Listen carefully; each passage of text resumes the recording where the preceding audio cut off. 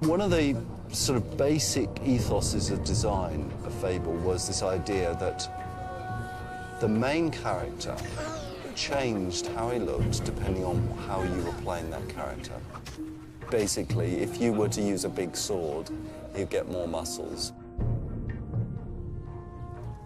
If you do go out and you start beating things up, your hero will get stronger. If you don't bother doing that, you'll get thinner. If you eat lots of pies, you'll get fatter.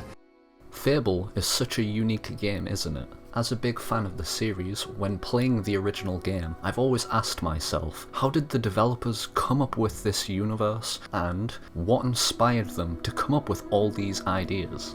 As some of you guys might already be aware, here on this channel I like to cover as much content for the game as I can. There's still plenty more to go through, but this time I wanted to do something a little different and see what helped inspired the game, some of which may actually surprise you.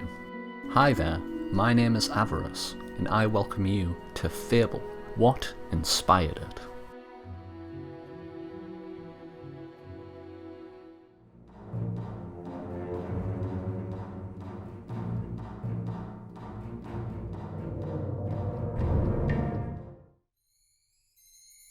So, let's start all the way from the beginning, with WishWorld.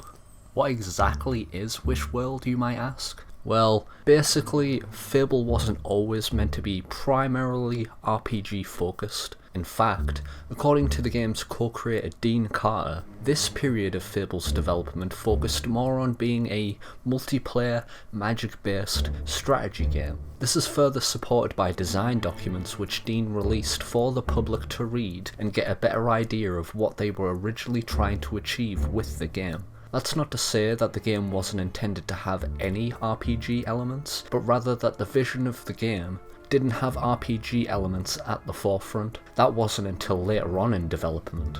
It is believed that this version of the game is the earliest existing build thanks to a hard drive that was recently uncovered by a member of the game's quality assurance team called Charlie Edwards.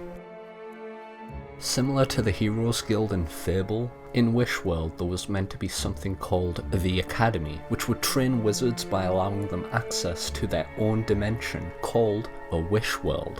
In this pocket dimension, the wizard has free reign to alter the landscape around them and summon their own creatures. This would help to prepare them for fights against other wizards. More information surrounding this version of the game can be found on the People Make Games YouTube channel and goes way more in depth. The link will be in the description if you are interested.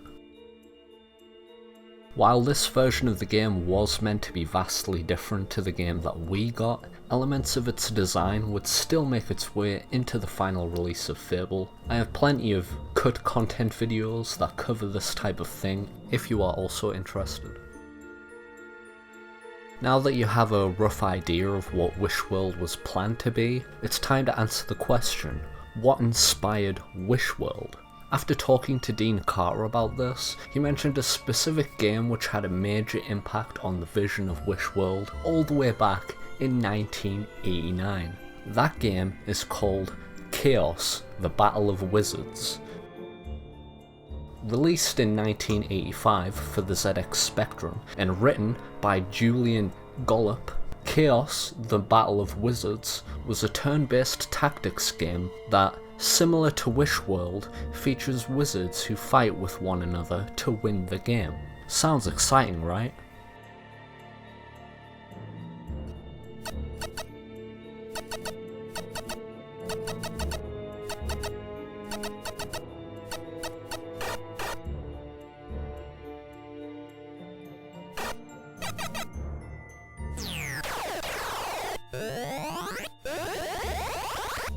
Well, here it is. The first game to inspire Fable.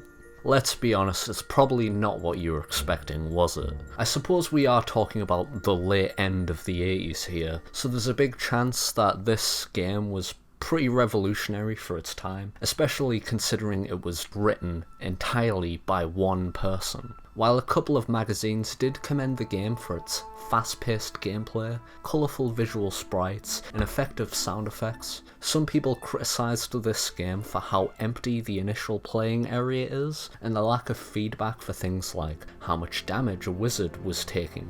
I can't say I can really blame people for having these criticisms. I mean, when I first saw this, I honestly had no idea what was going on, and later on in the game, the map is usually filled with spells and summons. It's pretty hard to keep track of, and from what I can tell, you have to keep track of everything yourself, which probably makes single-player games even more confusing.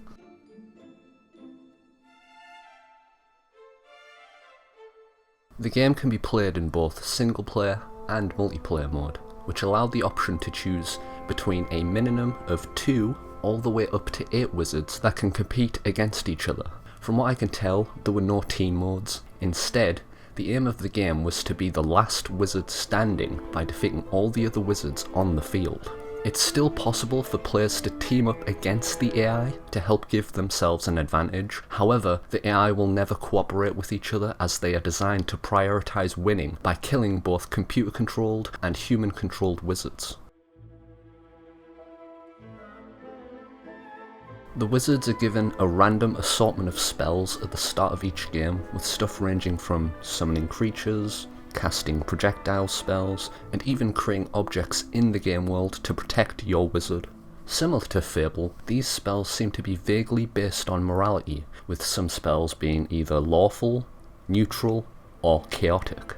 You can determine what type of spell it is by the symbols next to each spell's name. The upward arrow means it's a lawful spell, the asterisk or star symbol means it is a chaotic spell, and ones with a line next to them are simply neutral spells. I'm guessing that this is where the game gets its name from, each one of which have a different percentage that determines how easy it is for the wizard to cast their spell. For example, a wizard using lawful spells will change their surrounding environment and make it easier for them to cast more lawful spells. This also applies for the chaos spells, however, neutral spells are unaffected by either lawful or chaos and will always cast at the same difficulty percentage. You can definitely see where the game's co-creator Dean Carter and his team at Big Blue Box Studios got some of these concepts and ideas for WishWorld, such as wanting to make a wizard-themed combat game where you can change the environment around you in your favour, learning new spells over time, and summoning creatures to aid you. However, the team wanted to build on top of that concept and make it sort of like a 3D version of Chaos that contains some RPG elements and gives the impression that your wizard wouldn't always be restricted to a wish world. The way it is described in the design document for WishWorld that was published recently is, enemy sorcerers effectively create a role-playing game world through which you must fight in order to defeat them. Imagine playing a 3D Zelda where the world is constantly changing for you and where your actions alter the world for other players at the same time. If Chaos, the Battle of the Wizards sounds interesting to you, then you would be happy to know that the game's creator, Julian Gollop, would go on to create a successful Kickstarter campaign in 2014 that allowed him to make a modern reimagining of this game called Chaos Reborn, which released in October of 2015. Think of it as a remake that includes various new improvements over the original game that I imagine Julian wished he could have added at the time, like being able to buy equipment for your wizards before a battle, such as new armour, staves, and talismans which can give the player extra spells and abilities. I tried out Chaos Reborn for myself, which is currently only £6.99 on platforms like Steam, and from my experience, it is actually really fun. If you're into strategy games that have an RNG element to them, then I definitely recommend trying Chaos Reborn for yourself. There's also plenty of new game modes over the original, in case you don't want a game that is purely determined by luck. Julian Gollop was also responsible for creating the XCOM series, which could explain this emphasis on strategy and RNG that can also be found in these games. It even got an Android and iOS port in September of 2018 called Chaos Reborn Adventures. This time it was developed by a mobile game developer known as Big Blue Bubble? Well, isn't that a bit of a coincidence?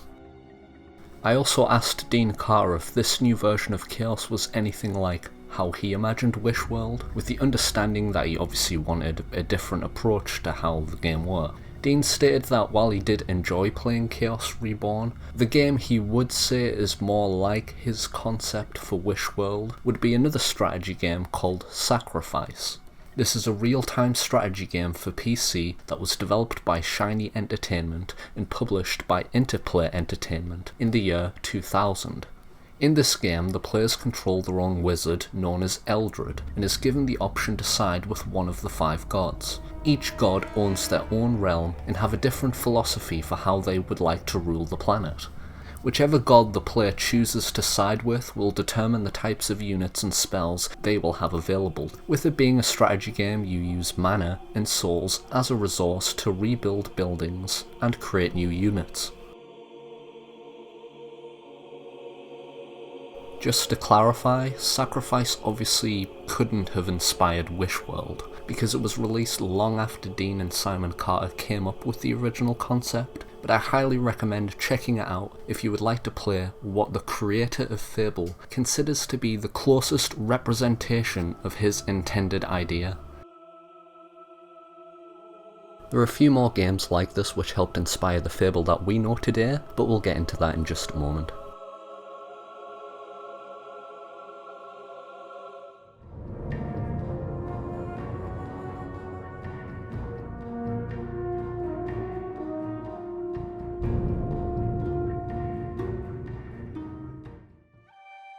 During the transition from WishWorld to a more RPG-focused game, it went through various different names such as Merlin, which sounds like it is meant to be more associated with the WishWorld idea of the game, Godslayer, which Dene told me was the name of WishWorld at one point in development to appease mainstream publishers, and at one point was even called Heroes, with the game's lead QA tester Charlie Edwards going on to say that the design documents for the game were even written in the Heroes of Might and Magic font.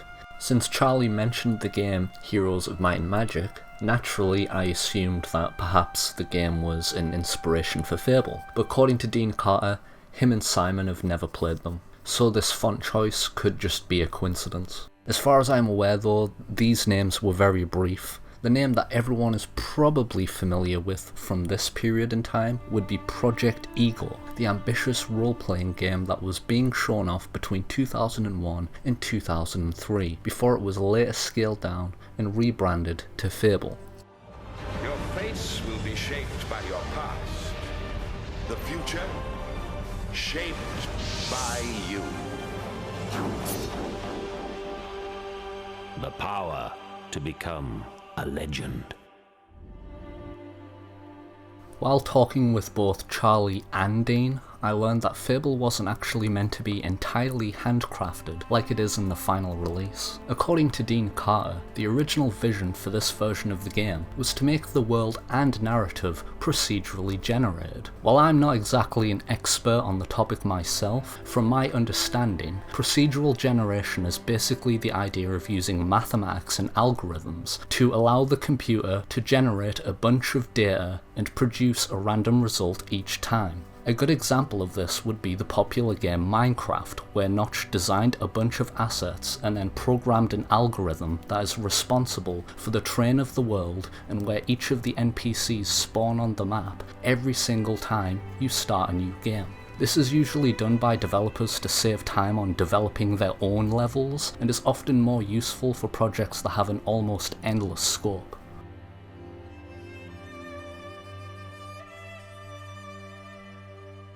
So the question then is, what inspired Project Ego? After trying to find what I can online, I ended up finding an article where the developers mentioned some of the game's inspirations, which I really recommend you read as it explains a lot about Fable's development. The link will be in the description. It also includes concept drawings and information about different stages of the game's development, such as WishWorld. In this article, I noticed a couple of interesting things that I'd heard before, but didn't exactly have the full context on. Do you remember how earlier in the video I mentioned that the developers said it was meant to be called Merlin at one point in development? Well, this article actually goes more in depth about that, along with that WishWorld video by People Make Games that I showed earlier. According to a quote by Dean Carter, after explaining the concept of WishWorld to Peter Molyneux, he suggested that they make a game centered around one wizard and allow the player to make any kind of Merlin that they want. The team liked aspects of that idea and decided to take it even further by instead making it into a game where players could become any kind of heroic archetype that they wanted. In a way, I guess you could say that Peter Molyneux himself straight up inspired aspects of Fable in that regard, which makes sense, as the original Fable team respected his work on such games as Populous and Black and White. Going back to the article, I realised that Simon Carter also brought up a TV series that's called The Storyteller by Jim Henson. At the time of reading this article, I had never heard of it or watched it from what I can remember, probably because it was made long before I was born. So after finding this information out, I decided to read the synopsis for each episode. If you aren't sure what The Storyteller is, then allow me to elaborate. It is a British-American TV series that was created and produced by Jim Henson in 1987. Each episode is live action, and sometimes features puppets to represent certain creatures like dogs, griffins, and demons, for example. The series retold a wide variety of European folklore and legends through the medium of acting, and often had a more humorous outlook on them, with each episode being narrated by a character called the Storyteller, who is describing the story or legend to their pet dog by a fireplace, and often switches between him narrating the story and the story actually being shown, even incorporating the storyteller into the story itself at times. There is what appears to be an official YouTube channel that features clips of the show, if you are ever interested in seeing what it is like. Or you can buy the full episodes from somewhere online like Amazon. While reading the synopsis of each episode, one of them really stood out to me, that being the story of the Luck Child. It is a folklore about a child who was born as the seventh son of a seventh son. The ruler of the kingdom, referred to as the king, is given a prophecy that this particular child will one day become king, and obviously this worries him. Fearing that his kingdom will be taken away from him, the king does everything he can to get rid of the child. Terrible! But as his name suggests, he is far too lucky. The last challenge that the king gives to the child is to retrieve the golden feather from the griffin that lives in the island to the north. After noticing some similarities between this story and Fable, I decided to bring this up with Dene, who confirmed that the Luck Child was one of his biggest inspirations for writing Fable's storyline.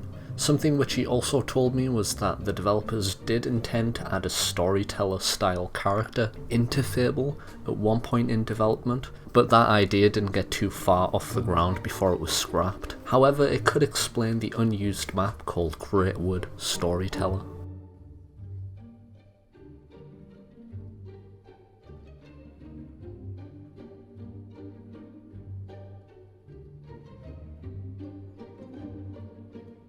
I also asked Dene if he thinks it could have possibly been the inspiration for the fresco art cinematics, to which he said that he isn't completely sure, but I'm probably right about that. Going back to games which inspired Fable, while talking with Dean Carter, he mentioned a specific game that sounded familiar. The game is known as Alter Ego and was developed and published by Activision in 1986. I had heard of Peter Molyneux explaining an unused feature in the game called the Alter Ego mechanic and how it was tied to the game's intended multiplayer mechanics, but I had no idea it was actually a game that inspired Fable. According to Dene, Alter Ego was a different game entirely, but it mainly influenced the working title for their game, Project Ego.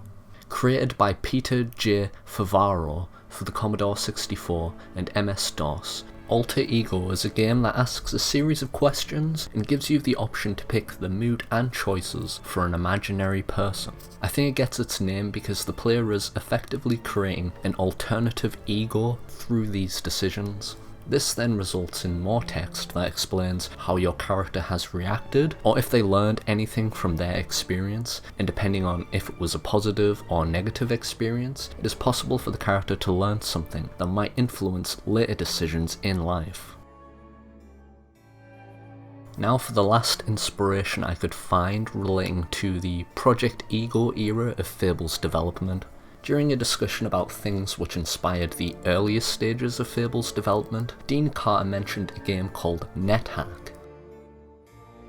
Released in 1987 for PC, Nethack is a single-player roguelike game that was created by the Nethack dev team, and has still received updates as recent as March 2020.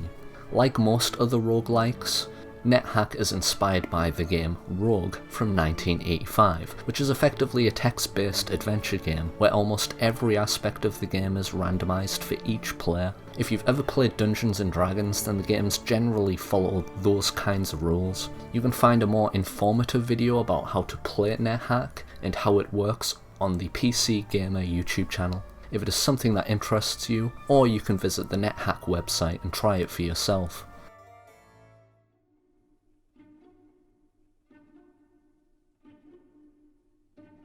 Despite its limited graphics, which is completely understandable for a game from the early 80s, Nethack is often credited as a game where you can do pretty much anything thanks to its various options for interacting with objects and characters in the world. Remember how earlier I had mentioned that the team at Big Blue Box had planned for the game to be procedurally generated? Well, it's this philosophy and scope which greatly influenced what Dene and Simon had planned for Project Ego. However, they wanted to basically translate that into a 3D game, with Dean Carter going on to say, "Nethack's procedural generation was something we initially planned to fold into Fable's mix, as well as its every item had at least two uses ethos. Additionally, Nethack-style nymphs were originally supposed to fly off after stealing your gear, but we dropped that as it turned out to be super irritating in a contemporary RPG."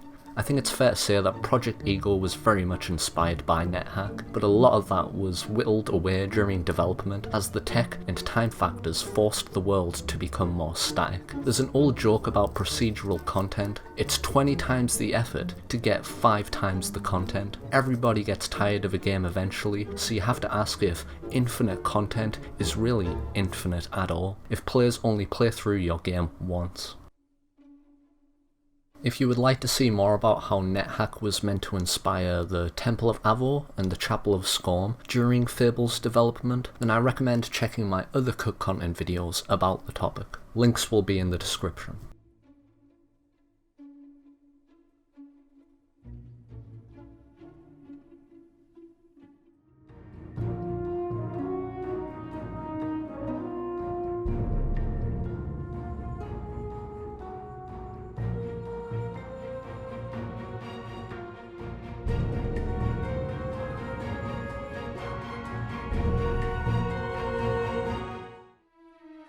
We are up to the final segment of today's video, which revolves around the version of the game that we are all familiar with, and that is Fable and Fable the Lost Chapters. A very obvious one to start off with would be a game which I mentioned earlier called Black and White by Lionhead Studios. As you can imagine, with Peter Molyneux's team at Lionhead later merging with Dean Carter's team at Big Blue Box Studios, some influences from his earlier works would make their way into Fable. Black and White is a god game that was released in 2001 for PC and gives the player various scenarios that they have to accomplish. During these scenarios, the player has the option to be a benevolent god and perform good deeds for the villagers that believe in you, or become a malevolent god and perform evil deeds so that the villagers learn to fear you instead. The more villagers believe and fear you, then the more power you will gain as a god. This philosophy also applies to your pet god creature, who will be a manifestation of your alignment, similar to how the character changes in Fable. As mentioned before, Big Blue Box respected the work of Lionhead Studios, and this game was most likely the reason why the alignment mechanic plays such a huge role in Fable and its world. If we go back to that Pure Xbox article, a quote from Dean Carter says, We had initially wanted to stay away from a morphing character, as we didn't want to cannibalize the unique selling point of Black and White, Lionhead's first game, but Peter gave us his blessing. Two of our earliest hires, Martin Bell and Casper Daugard, took these ideas and ran with them.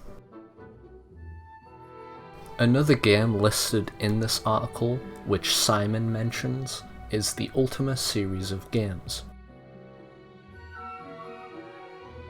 Created by Richard Garriott in 1981, the original Ultima game, which later became known as The First Age of Darkness, was released for the Apple II, and along with other fantasy games like Wizardry and Might and Magic, it is considered a pioneer of the open-world role-playing game genre.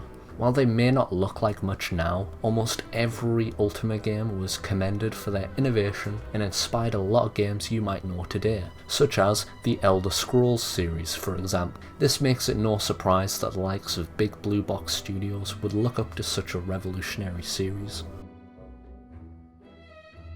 Now, I don't know a whole lot about this next game, but by putting 2 and 2 together I noticed some similarities between it and some of Fable's cut content. If you've ever watched my unused arena dialogue video, you will know that there was a whole bunch of dialogue entries intended for the arena commentator while they are introducing Jack of Blades. A line in particular really caught my attention. He was responsible for the slaughter of Ishmar! As you're probably already aware, the name Ishmar isn't used in the retail version of the game. However, there is a game called Druid II Enlightenment, which Dean Carter helped design in the year of 1987 for the Commodore 64. In this game, the player controls a wizard known as Hasranax, who starts their adventure in what is called Ishmar Village and must travel through several levels to stop a dark mage known as Akamantor and his army of demonic minions. Knowing this, I decided to ask Dean if there was a connection between this game and the unused arena dialogue. He said that he can't remember writing them, but he most likely added those in as a reference to Druid II Enlightenment. The last game that Dean Carter explained was a big inspiration for Fable is simply called Dragontorc. Similar to Chaos the Battle of Wizards and a port of Druid II Enlightenment, Dragontorc was also released on the ZX Spectrum. Created by Steve Turner at his independent studio called Graftgold in 1985, Dragontorc is a sequel to another action-adventure game known as Avalon. The game gives the player control of a wizard called the Hero of Avalon, also known as Marok the Mage, who has returned to save Britain from an evil witch called Morag the Shapeshifter.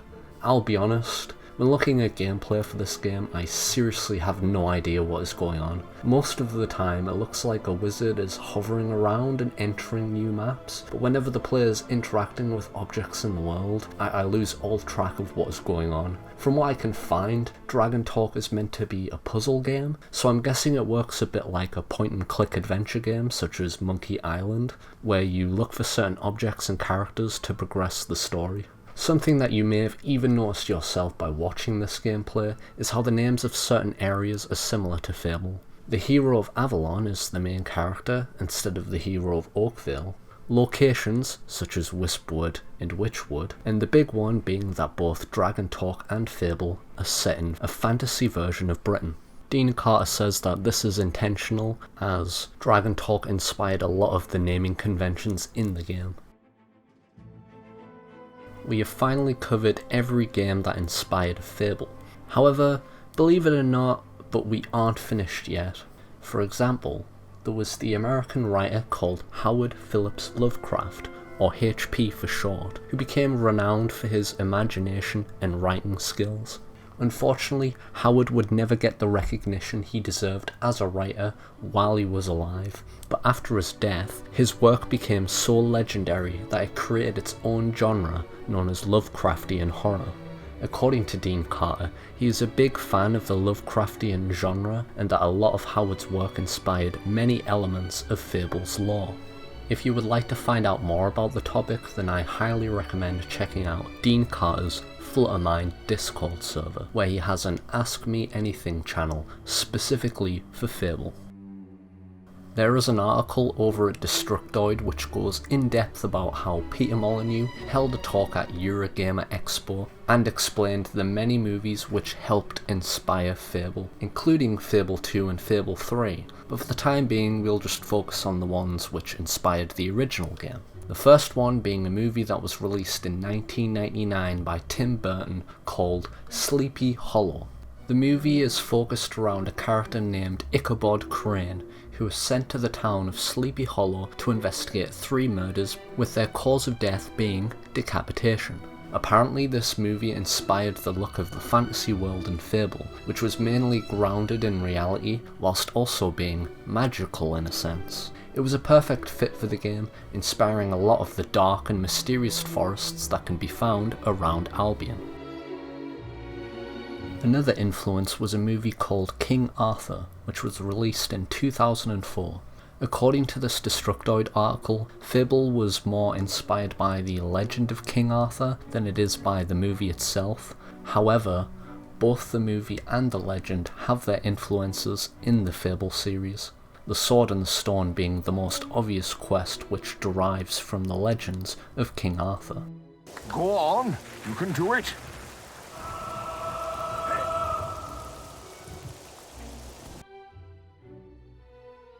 Then you have the British sitcoms and movies like Monty Python and Blackadder, which helped influence a lot of the humour in Fable. According to Simon Carter, we have Microsoft producer Rick Martinez to thank for that. The final inspiration for Fable that I could find, which the Destructoid article also mentions, is a movie called The Picture of Dorian Gray from 1945. Based on a novel by Oscar Wilde, The Picture of Dorian Gray is a story about a young man who is in possession of a magical painting that allows him to maintain his youth. However, whenever the man commits an evil deed, the painting will then transform into a more evil-looking representation of himself. Apparently this movie is what inspired the developers to design a hero that morphs based on the actions that they do in the world.